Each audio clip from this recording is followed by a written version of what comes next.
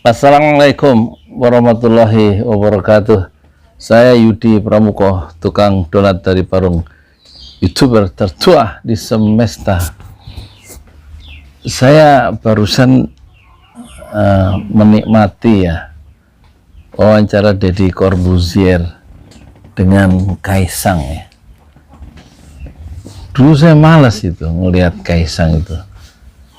Ya udah tahu thumbnailnya diwawancarai sama Deddy Corbuzier, tapi karena kemarin tuh saya lihat Rizal Ramli menyerang dengan frontal, ada anak bawang beli saham 92 miliar, duitnya dari mana? Saya heran kenapa dia begitu panas ya ngelihat si Kaisang beli saham frozen food itu ya.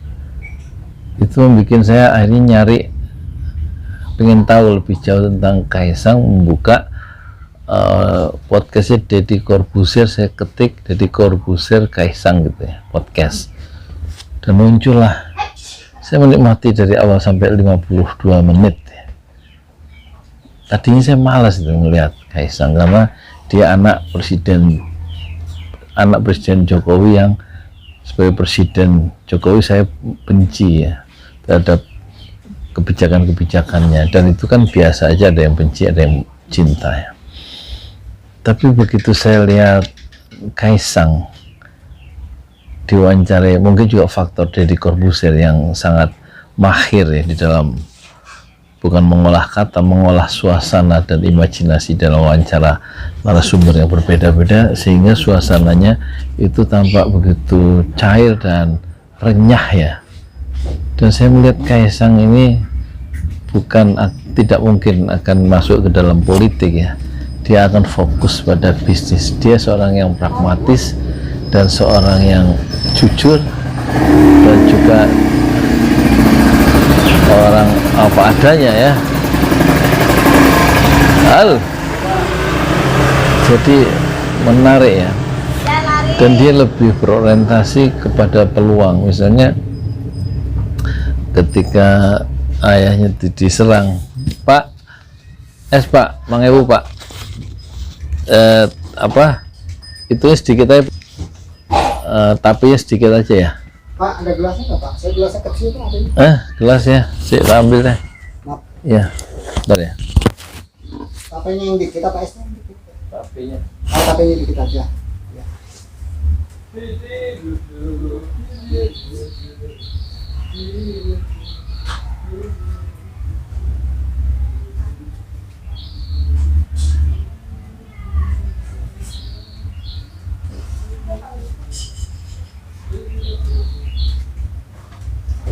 Ini nggak ada gelas ini aja. Bisa pakai piring dia deh. Maaf. Nggak ada gelas, pakai piring.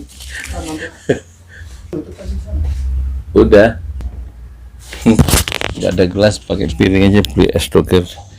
Jadi menarik ya, termasuk dia sebagai anak presiden memiliki privilege ya. Privilege itu keistimewaan, kemudahan gitu ya. Dan dia optimalkan itu privilege itu untuk bisnis, untuk mengembangkan bisnisnya, karena menurut dia privilege itu ya dia nggak minta dilahirkan sebagai anak presiden kan. Nah, yang penting dioptimalkan untuk bisnis dan bertanggung jawab.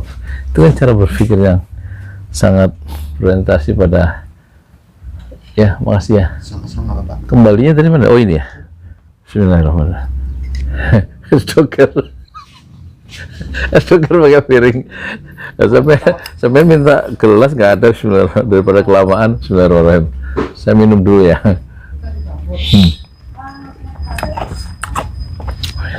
Jadi banyak yang kita pelajari dari podcast Deddy Corbuzier, wawancara dengan Kaisang. Tadinya saya malas, ternyata begitu saya lihat podcastnya itu rupanya udah 2 bulan yang lalu ya, itu cuman sego, dan yang nonton sudah 6,7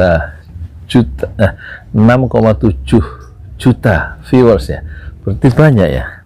Saya termasuk telat yang nonton. 6,7 juta viewers baru saya nonton Kaisang yang diwawancarai sama podcast 2 bulan yang lalu sebenarnya. Jadi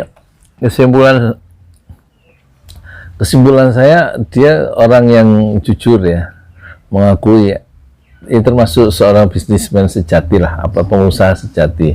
Jadi sebenarnya si siapa itu Rizal Ramli itu nggak berhak juga itu mematahkan seorang anak muda yang bernama Kaisang dalam bisnis ya, mempersoalkan uang 92 miliar itu kecil sebenarnya, kan udah saya bikin videonya kemarin yang judulnya Kaisang Sultan Pisang 92 miliar. Itu saya pikir sebelum saya nonton video podcast Deddy Corbuzier dengan Kaisang sebenarnya.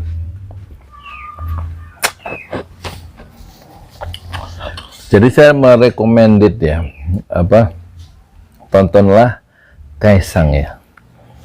Betapa berpikirnya itu sederhana, jadi kalau ada masalah seperti dulu waktu Bipang itu makanan dari yang haram itu, yang babi panggang itu, dia malah justru bisa ngelihat peluang. Dia juga mendaftarkan merek Bipang itu ke institusi yang terkait ya, untuk merek dagang dia.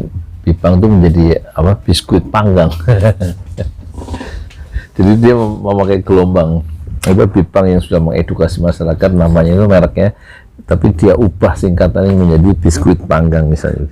Nah itu kan satu cara melihat kehidupan yang selalu positif ya. Alhamdulillah ala kulli hal ya, kalau dalam bahasa agama.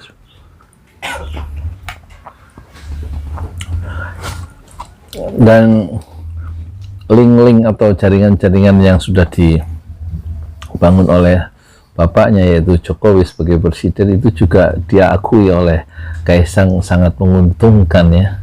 Yang penting dioptimalkan aja, dia nggak menegasikan itu.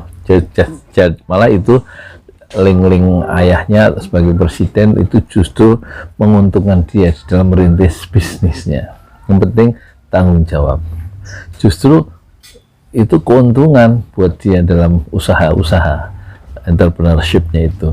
Kenapa nggak dimanfaatkan kira-kira? Itu privilege ya, keistimewaan, kemudahan, keistimewaan yang dia dapatkan. Justru itu kan bagus ya, nggak usah dinafikan dan juga nggak usah ditolak.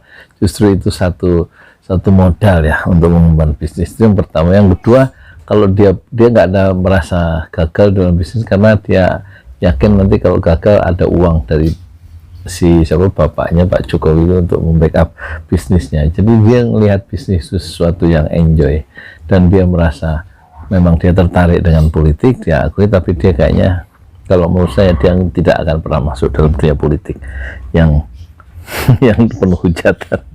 Lebih baik cari uang, senang, happy, dan dia menikmati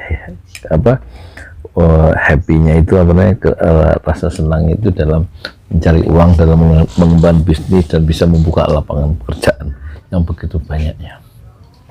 Jadi sekali lagi ternyata saya salah menilai Kaisang waktu ada thumbnailnya di Deddy Corbuzier dengan Kaisang 2 bulan yang lalu. Saya nggak lihat, saya pikir orangnya biasa.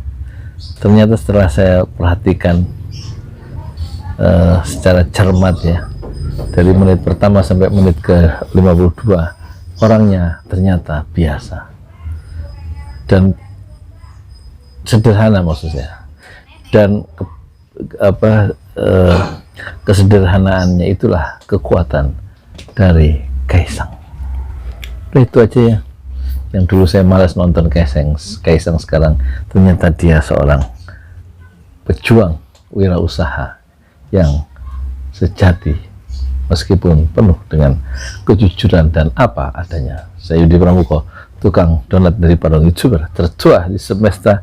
Fasbir sobron jamilah, bersabarlah dengan kesabaran yang indah. Assalamualaikum warahmatullahi wabarakatuh. Dokter. Bismillah. Mari Bu.